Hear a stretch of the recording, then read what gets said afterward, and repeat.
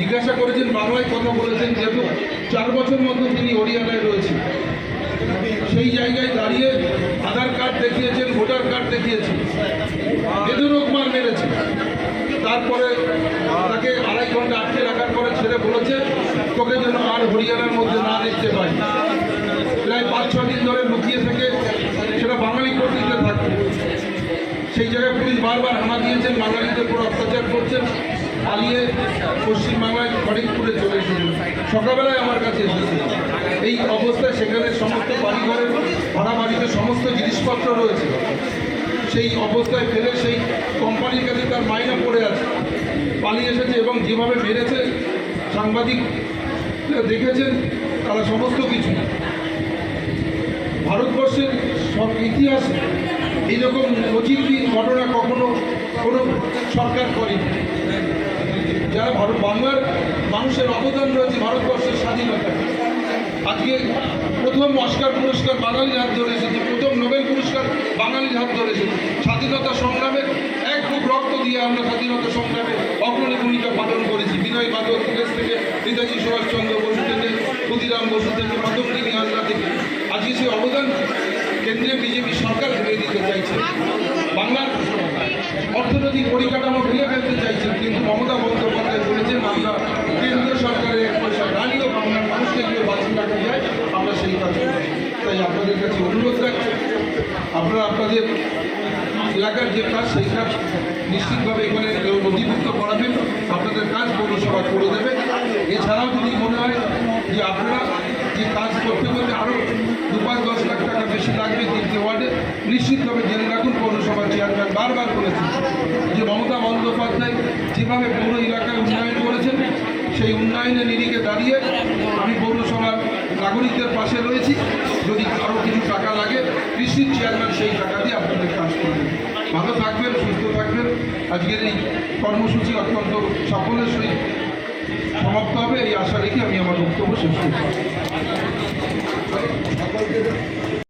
নিজেই করবে, তার জন্য এই প্রকল্পটির নাম হচ্ছে আমাদের পাড়া আমাদের সমাধান। তাই আপনাদেরকে বলি যে আপনাদের পাড়ায় যদি কোনো রাস্তা খারাপ থাকে, সেটা নতুন নয়, সেটা রিপেয়ারিং হবে। কোনো নতুন রাস্তা এই টাকা দিয়ে করা যাবে না, মাত্র রিপেয়ারিং করা যাবে। মাত্র 10 লক্ষ টাকা দিয়ে একটা বুথের কাজ হবে। যদি কারোর বাড়ি পানীয় জলের অসুবিধা থাকে বা কোনো পাড়ায় যদি অসুবিধা থাকে, সেই পাড়াতে একটা পানীয় কল বসাতে পারেন। কোথাও যদি এখন বর্ষার সময় জল বেরোনোর কোনো অসুবিধা থাকে,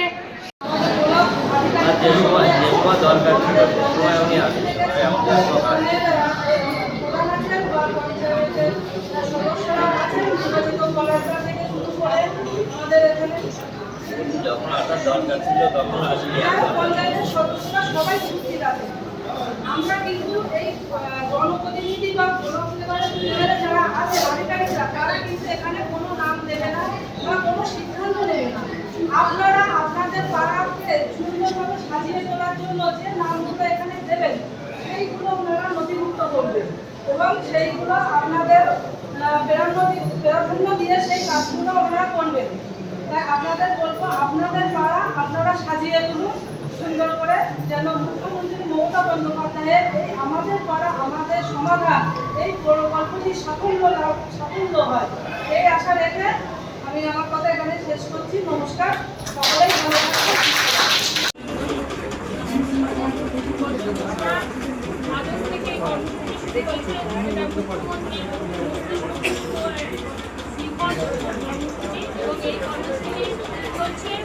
আমার পাড়া আমার পাড়া মানে আমি সিদ্ধান্ত নেবো। আমি মানে কোনো জনপ্রতিনিধি নয়, কোনো মেম্বার নয় বা কোনো প্রধান বা আমি সভাপতি বা জেলা কর্মদক্ষ বা কোনো আধিকারিক নয়। আপনার পাড়ার যে সমস্যা বা আপনার বুথের যে সমস্যা, সেই সমস্যা আপনাকেই নথিভুক্ত করতে হবে ক্যাম্পে এসে। এবং সেই আপনার বুথের জন্য প্রত্যেকটা বুথের জন্য দিচ্ছেন কত 10 লক্ষ টাকা, এবং সেই 10 লক্ষ টাকা মধ্যে আপনাকে স্কিম করতে হবে এবং সেই স্কিম সামনের ফেব্রুয়ারির মধ্যে কমপ্লিট হয়ে যাবে। এটাই টার্গেট। মানে আপনার যে বাড়িতে আপনার বাড়ির পাশে যে একটা রাস্তা খারাপ হয়েছে সেটা হয়তো দীর্ঘদিন ধরে এরকম কোনো প্রকল্প আজ পর্যন্ত পশ্চিমবাংলায় বা ভারতবর্ষে কোথাও আসেনি যে সরাসরি আপনাকে টাকাটা দিয়ে, মানে আপনাকে বলতে আপনাকে রিকশা করতে দিচ্ছে, জনগণ রিকশা নেবে যে তার কি দরকার, তার কি প্রয়োজন। মুখ্যমন্ত্রী দেখেছেন যে প্রতিদিন জন্য করে প্রত্যেকবার প্ল্যান করে প্রত্যেকবার, কিন্তু তবুও মানুষের কিছু বেসিক চাহিদা, প্রত্যেকটা রাস্তা বা প্রত্যেকটা কল থেকে যায়।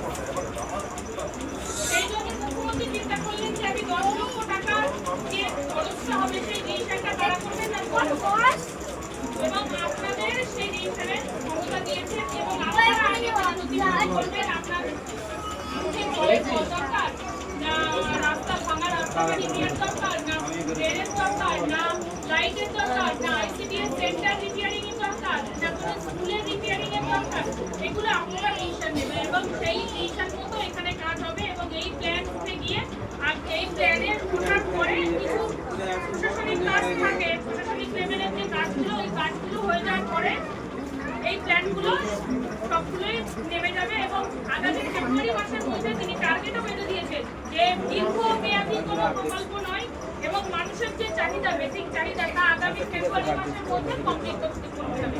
এবং সারা পশ্চিমবাংলায় আমরা যদি বুথ করি, সারা পশ্চিমবাংলায় বুথ আছে 80,000 এবং এই 80,000 বুথেরই রেজিস্ট্রেশন নেবে জনগণ।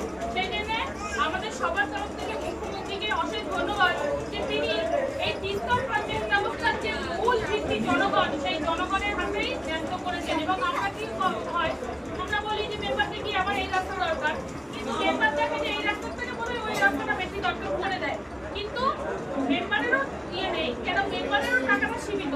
এতদিন ধরে 10 লক্ষ টাকা কোনো বুথে মনে হয় কোনোদিন কোনো ইয়েতে আমরা করতে পারিনি। আমাদের সেই সিস্টেমে, আমাদেরও সিস্টেম মেনে কাজ করতে হয়, ফলে সিস্টেমে নেই, পারি না।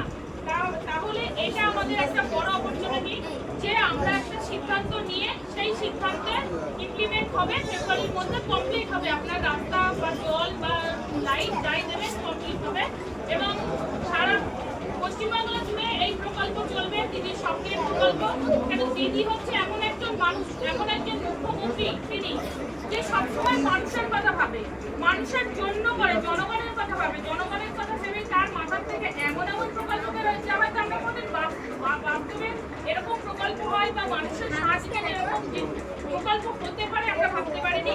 এবং আগামী দিনে আশা করি দিদি আরো অনেক বড় বড় প্রকল্প করবেন এবং আমরা সবাই দিদির সাথে আছি, আপনারাও থাকবেন। এই বলে আমরা যে এলাকায়, যে পাড়ায় পানীয় জলের ভালো ব্যবস্থা নেই, আপনারা সারা বছরের খাবার উপযুক্ত পানীয় জলের প্রস্তাব দিতে পারবেন, সে কল হোক বা সজল দ্বারা হোক। সর্বোপরি যেটা সব থেকে যুগ উপযোগী কাজ, সেটা হচ্ছে লাইট। এখনো পর্যন্ত শহরে গেলে অলিতে গলিতে লাইট দেখি, আমাদের নেই। আমি আপনাদের অনুরোধ করে যাচ্ছি, কারেন্টের লাইটের ভরসায় থাকবেন না। কারেন্ট থাকুক আর না থাকুক, যদি সোলার স্ট্রিট লাইট অথবা যদি গঞ্জ এলাকা হয় তাহলে সোলার হাইমাস্ট লাইট, যেটা আজকে আমরা স্থাপন করব, সারা জীবনে 5 পয়সাও খরচ হবে না। যা হবে সূর্য মামা দিয়ে দেবে, সূর্য রশ্মি পেয়ে সোলার লাইট জ্বলবে। সেটা পাড়ার প্রত্যন্ত এলাকাগুলো এক একটা বুথে 10টা 15টা করে সোলার স্ট্রিট লাইট ধরতে পারেন এবং সর্বনিম্ন একটা হাই মাস ধরতে পারেন। ধরুন একটা পাড়ার মধ্যে একটু বাজার টাইপের কোনো গঞ্জ এলাকা আছে বা একটা চৌরাস্তার মোড় আছে, সেখানে মানুষ যে বিভিন্ন সময় একটু বসা উঠা করেন, শুধু বসা উঠা করার জন্য লাইট দিলেই না, সেখানে যদি আপনারা চেয়ার টেবিল বেঞ্চের ব্যবস্থা করেন, ওপরে একটু ছাউনির ব্যবস্থা করেন, মানে অর্ধ প্রতীক্ষালয়ের মতো, সেরকমও ধারণা নিতে পারেন। আমার মায়েরা অঞ্জলি দিতে যে পুজো মণ্ডপের সামনে হয় রোদ জল ঝড় জলের মধ্যে পড়েন অথবা প্রখর রৌদ্রে অঞ্জলি দিতে পারেন না। আপনারা যদি চিন্তা ভাবনা করেন ওই পুজো মণ্ডপের সামনে একটা অ্যালুমিনিয়াম শেডের ব্যবস্থা করবেন, আমার মায়েরা সেই জায়গায় বসে ঝড় জল লাগবে না, রৌদ্র লাগবে না, সুন্দরভাবে পুজো অর্চনা করতে পারবেন। তাহলে পাড়ার যে দুর্গা মন্দিরটা আছে, যেখানে আপনাদের দুর্গোৎসব হয়, সেই অনুষ্ঠান গৃহের সামনেটাই আপনারা একটা বড় অ্যালুমিনিয়ামের যেভাবে শেড থাকে, মানে কর্কেট যে ভালো টিন বেরিয়েছে না, ওই অ্যালুমিনিয়াম টিনের শেডটা করে নিতে পারবেন। শুধু তাই নয়, আপনার গ্রামে যদি আইসিডিএস বা প্রাইমারি থাকে ওই বুথে, তাহলে তার সংস্কার করতে পারবেন, তার রং চং করতে পারবেন। আইসিডিএস বিল্ডিং, প্রাইমারির ঘর বা প্লাস্টার খসে গেছে, প্লাস্টারের ডিস্টার্ব আছে, সেটা করতে পারবেন। যদি মনে করেন আইসিডিএস বিল্ডিং বা প্রাইমারি বিল্ডিংয়ের ছাদ খারাপ হয়ে গেছে, ছাদটা আপনারা করে নিতে পারেন। আপনারা যদি মনে করেন যে পাড়ায় একটা রাস্তার পাশে পুকুর আছে, সেখানে বারবার ভেঙে যাচ্ছে, তাহলে ওই জায়গায় যদি ভালো পুকুর হয় তাহলে গার্ড ওয়াল করুন, সঙ্গে স্নানের ঘাট। আর যদি মনে করেন যে না, স্নান করার উপযুক্ত নয়, তাহলে গার্ড ওয়ালের ব্যবস্থা, মানে ওই পুকুরের পাড়টা বাঁধিয়ে নেন যাতে করে আর রাস্তাটা না ভেঙে যায়। মার্কেট, এই বুথে যাদের বসবাস বা যাদের বুথে কোনো বাজার আছে, তারা যদি মনে করেন ওই বাজারটার উন্নয়ন করবেন, মার্কেট প্লেসে প্রভূত উন্নতি সাধন করতে পারেন। আর করতে পারেন বৃক্ষরোপণ। দেখুন, পঞ্চায়েত বহুবার গাছ লাগিয়েছে, ওই গাছ লাগিয়ে যায়, যারা লাগায় ফিরে আসার পরে দেখে আর নেই, সে গাছের সেই খোসাও নেই, গাছও নেই। মানে যেটা গাছের সেই কি বলে যেন, যেটাকে মানে গাছ লাগাতে গেলে একটা কিছু ঢাকনি দিতে হয় না, কিছু খাঁচাও নেই, গাছও নেই। কি হলো, গাছ এ মাথাতে লাগা দিলে ও মাথায় গেছি। আপনারা যদি বৃক্ষরোপণ করেন, একটি গাছও নষ্ট হবে না। এই বিভিন্ন সময় ভাইরাল দেখছে না, তালতলা ভাইরাল, হ্যাঁ, এখন বিভিন্ন সময় তালতলা তো বিশাল ভাইরাল, গাংনাপুরের তালতলা। এই ছয়ঘরিয়া গ্রাম পঞ্চায়েতের প্রধান প্রসেনজিৎ ঘোষ, উনি 1000 নারকেলের চারা লাগিয়েছে এবং নারকেল তো এখন ভাইরাল হয়েছে ছয়ঘরিয়ায়। মানে পুরো মাঠটাই পুরো নারকেল গাছ দুদিকে। আপনারা যদি মনে করেন আপনাদের কোনো রাস্তায় দুদিকে আম্রপালি লাগাবেন, কি গোলাপ ঘাস লাগাবেন, কি পেয়ারা বাগান লাগাবেন, এই মেম্বারটা বা ওই গ্রামের মানুষ ভাইরাল হয়ে যাবে বিভিন্নভাবে, এবং একটি গাছও কিন্তু নষ্ট হবে না। বৃক্ষরোপণ, ফলের গাছ লাগান, গ্রামের মানুষের উদ্যোগ বা অংশগ্রহণ থাকবে, সেই কাজ কিন্তু কোনোদিন নষ্ট হবে না। সেটাও আপনারা করতে পারেন। কোনো একটি পাড়ায় ইলেকট্রিক যায়নি, সবাই চকচকে ঝকঝকে আলোয় থাকে, ফ্যান মাথার উপরে ঘুরছে, অন্ধকারচ্ছন্ন ঘুচে গেছে ইলেকট্রিক লাইটে, একটি পাড়ায় লাইট যায়নি, সেখানে হয়তো 5টি পোল দরকার। আপনারা 5, 10, 50,000 টাকা এই স্কিমে ধরতে পারেন যে 5টি ইলেকট্রিক পোল ওই পাড়ায়। আমাদের পাড়া আমাদের সমাধান প্রকল্প থেকে আমরা 5টি পিলার ধরলাম, একটা ছোট্ট অংশ ধরলেন, আপনারা তাদের বিদ্যুতায়নটাও করতে পারেন সেই পাড়ার বা সেই মহল্লার। আপনাদের গ্রামের রাস্তা খারাপ হয়েছে, অবিলম্বে রাস্তাটা সংস্কার করার দরকার। সে ঢালাই রাস্তা হোক, সে পিচের রাস্তা হোক, সে সোলিং রাস্তা হোক, এই টাকায় কিন্তু এই 10 লাখ টাকার মধ্যে সেটা করতে পারবেন। তাছাড়াও যদি মনে করেন পাড়ার যে অলিগলি যে ছোটোখাটো রাস্তাগুলো রয়েছে একটু ঢালাই করব বা একটু সোলিং করব, বা আপনারা যেটা ভাবছেন সেটা করব, সেটাও কিন্তু এই 10 লক্ষ টাকার মধ্যে করতে পারেন। এছাড়া আমি যেটা বললাম না, সেরকম কোনো কাজও যদি গ্রামে থাকে, আপনারা বুথের মানুষ সিদ্ধান্ত করে যদি প্রস্তাব রাখেন, সেটাও কিন্তু আপনারা করতে পারেন। আনটাইড ফান্ড, আনটাইড মানে যে ফান্ডের কোনো বাঁধন নেই, খোলা ফান্ড। খোলা ফান্ডে সমস্ত রকমের কাজকর্ম করা যায়। যদি টাইট ফান্ড হতো তাহলে এটা করা যাবে না।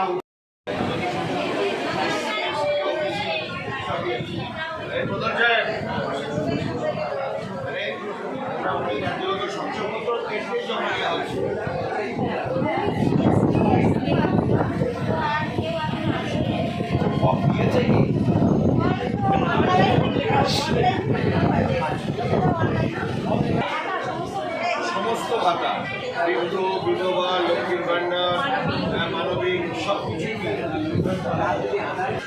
মানে বেশ কিছু ফর্ম বিলি হয়েছে, কিছু জমা পড়েছে, কিছু জমা পড়ছে।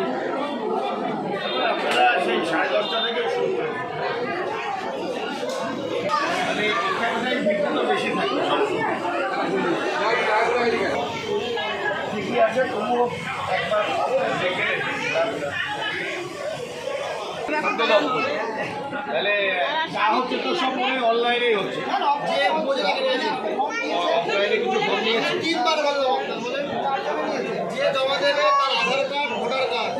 ভালোভাবে পাই এবং অনেকেই যেন বলে যে না দুর্দান্ত অ্যারেঞ্জমেন্ট ছিল এবং ঠিক আছে ঠিক আছে।